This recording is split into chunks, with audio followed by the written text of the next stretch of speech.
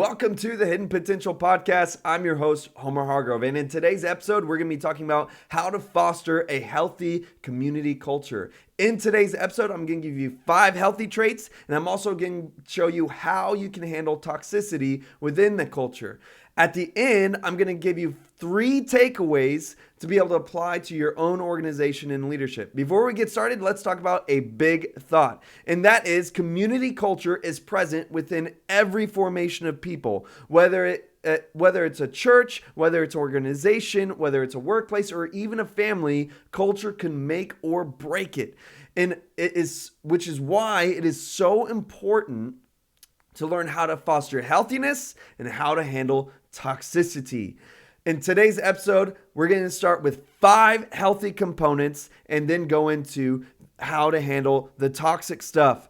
And starting off with the 5 healthy traits. Number 1, this is probably the most important aspect. This is one of the most important traits to have within your culture, and that is freedom. I know, very American, right? But freedom. I'm talking about the freedom to choose, the freedom to be oneself. Freedom is one of the most powerful attributes. And when people know that they have that freedom, they will give so much more. They give more of 110% when they know that they're free to do it. It goes all the way back to our childhood. It's like this innate nature that when we're told you have to do something, our rebellious, sinful nature says, I don't want to. But when you know that you have the freedom to, it empowers you to do so much more.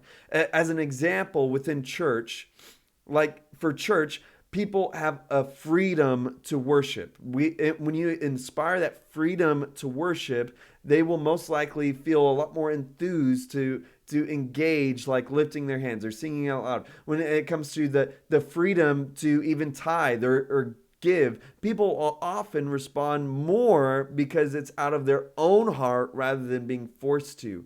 I mean, I could go down the list, but especially when it comes to even the freedom of attending your church, that they could go anywhere, freedom to go to yours is something that is so liberating. And I think that this is a big trait that is often missed within spiritual communities or Christian churches.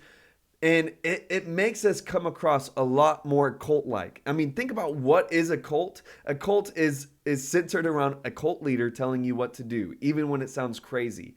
And if we take away people's freedom, we in turn become very cult-like. You have to be able to give people the freedom to choose. And if you make good content, if you lead well as a leader, people will choose you. But when you try to force them to, they typically won't want to choose that. It is unhealthy to take away freedom. Now let's go into number 2, and that is inspiration. This is a really powerful motivator. And I'll use an example of like announcements, like within, say, churches or workplaces. Often we just try to throw things on the screen as announcements. Like, well, you saw it, didn't you? And then we're surprised when people don't sign up, or we're surprised in a workplace when people don't remember the core values. And it's because there's no inspiration behind it.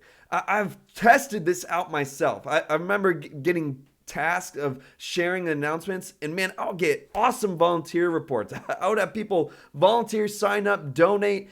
And it was because rather than just sharing, we need some help in this area. If anyone can volunteer. I would use this trait of inspiration in trying to show why it was important. And when you show why something is meaningful, when you show why something matters, that's where inspiration starts to flow. And you can get so much more out of a culture and a community when people are inspired to do what you're asking of them without having to even ask them. I mean, inspiration is just such a big motivator. And it helps people to find that purpose and that why to what they're doing. You need inspiration. Number 3, that's friendship. And I want to say that oftentimes we think that we're being friendly, but being friendly is not friendship. I mean, people are friendly to me all the time, but they're not going to help me move my car if it breaks down. You know what I'm saying? Like, they're not going to help me move. Being friendly to where there's having friendship within your community is really key. I mean, think about this. There's some churches where the pastor or the leader have like a crazy moral failure, and people still go to that church simply because all of their friendships are there. Even when it comes to workplaces, it's the same thing. Even some people hate their job places, they hate their manager, their boss, but they enjoy their friendships within the workplace. Friendships can really be that glue to a community to where people will stay, people will continue to go, and people will show up because of the friendships involved. And again, it's not about face value friendliness. I'm talking about genuine friendships. Now, number 4 is confidence. This all goes back to the leader. And this is confidence by having clarity in the direction, confidence in knowing that you're effective, that you're efficient. I think oftentimes culture starts to diminish because the community loses confidence within the vision or within the leadership, within what they're doing. And so providing confidence, whatever way that looks like, it is typically by follow through. Follow through. I always say that 80% of success is showing up. And that is just providing that consistency. You could be, in a sense, lacking vision, but still show up, and you'll provide a little bit more confidence to your people. But confidence is necessary for people to know that whatever they're a part of, it's going to last. And finally, number 5 is authenticity. People do not like to be sold. I mean, especially in our world today, like this generation, Gen Z, millennials, we really hate corporate salesy stuff. We don't like it. And we really identify with genuine and authentic nature, like people and even news. Like it's all shifting to where we want to know the real, genuine, behind the scenes stuff. And when you're able to be authentic, when you're able to be transparent, it helps people to trust the community that they're a part of. It requires real authenticity. And so the reason that this is at number 5 on the list is because it may be the hardest one to get to, because sometimes you have to learn how to be transparent. You have to learn how to be genuine. And it's not a facade. It's not making a look. It's really about being authentic and being yourself while still being the leader, while still portraying inspiration, while still having all these other traits of confidence. Even when you're feeling insecure, being confident but authentic. I mean, it takes a little navigation to figure that out. But it is so healthy within a community when you have this. Now, let's talk about the toxic stuff. I'm going to give you 3 pieces of advice when it comes to how to handle toxicity within your culture, within your organization, whatever it is. Number 1 is always check yourself. Always check yourself.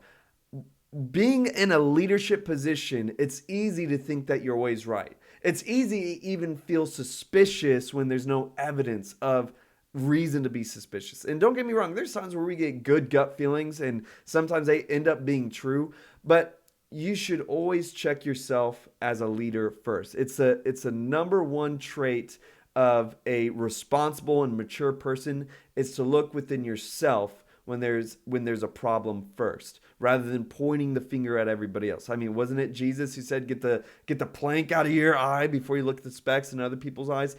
Immature leadership says everybody else is wrong. Everybody else is wrong. I'm always right. That's really immature.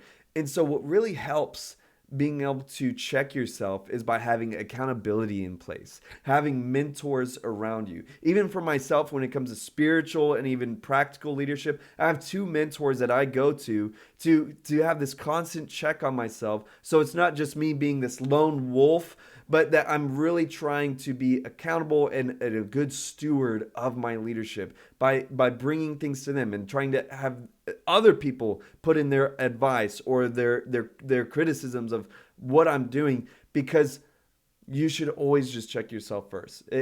You will get so much more done when you look within rather than pointing the finger out. And when you do that, when you have this kind of attitude and perception of looking within yourself, it will also make it a lot more clear when it's clearly not you that's creating a problem. Y'all feel what I'm saying?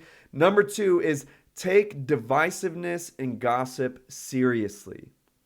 Take divisiveness and gossip seriously. I feel like this is one of the hardest things that I've had to learn as a leader, because it is just, it's not fun. It's not a fun part of leadership. It's like, it's one thing to carry the burden of like paving the way as a leader, but it's not fun when you have to, in a sense, like look at the group that's following you or that you're leading and having to correct divisiveness, having to address gossip. It's not a fun part unless you're like a very confrontational person. I think a lot of people say that, but it's really not fun being confrontational with negative stuff. Um, when it comes to divisiveness and gossip, what I found is little seeds of gossip spread far and wide. It's like the Bible says, small foxes spoil a whole vineyard. And when we ignore that, when we think, oh well, they're just venting, or they're just having a bad day. I mean, that may be true, but I found most times it is perpetual, meaning that it continues to grow. That gossip continues to spread. And gossip is like a detriment to any community, any workplace, any family. Like gossip is just destructive. And especially when, if that gossip, it's one thing to be just spreading unnecessary like information or slander, but it's a whole nother level when someone is being intentionally divisive. And I don't necessarily know what goes on in people's heads when they're being divisive, whether or not it's intentional or not.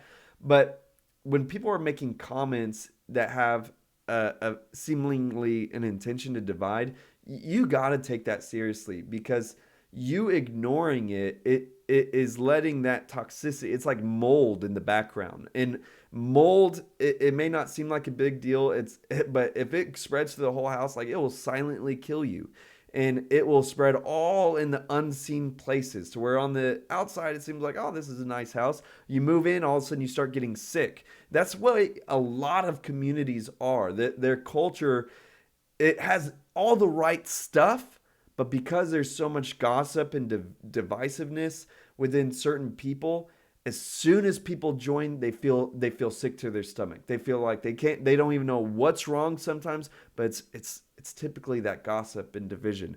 And so when it comes to that, here's the third thing about how to handle it, is that you have to protect your people by not being passive. The longer that you wait, the longer you let that divisiveness spread, that toxicity spread. And there's been like specific moments in my leadership to where I just really like was hoping that it would work itself out, that I tried to just wait and see what would happen. And every time I made that decision to put it off, where I knew that I should do something or say something, I felt like the Holy Spirit impressed on my heart almost every time, you're only putting off the inevitable. And sure enough, time and time again, every time I chose to be passive, it ended up that person or that gossip, that division ended up hurting more people. And rather than looking at it as, oh man, I had to talk to this individual, or I have to talk to this group of people and be mean to them or confront them, whatever. Look at it like this. You have to protect all of the people by addressing this small thing. That's really what it is. You're protecting everyone else by addressing something small.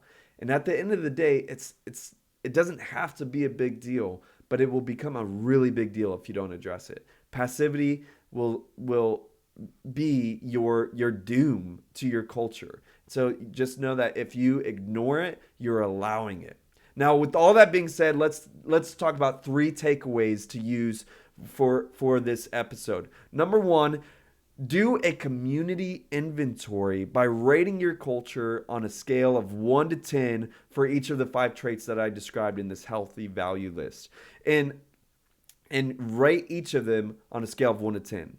All right, do a personal inventory of your community and rate each attribute on a scale of 1 to 10 to see where you're at.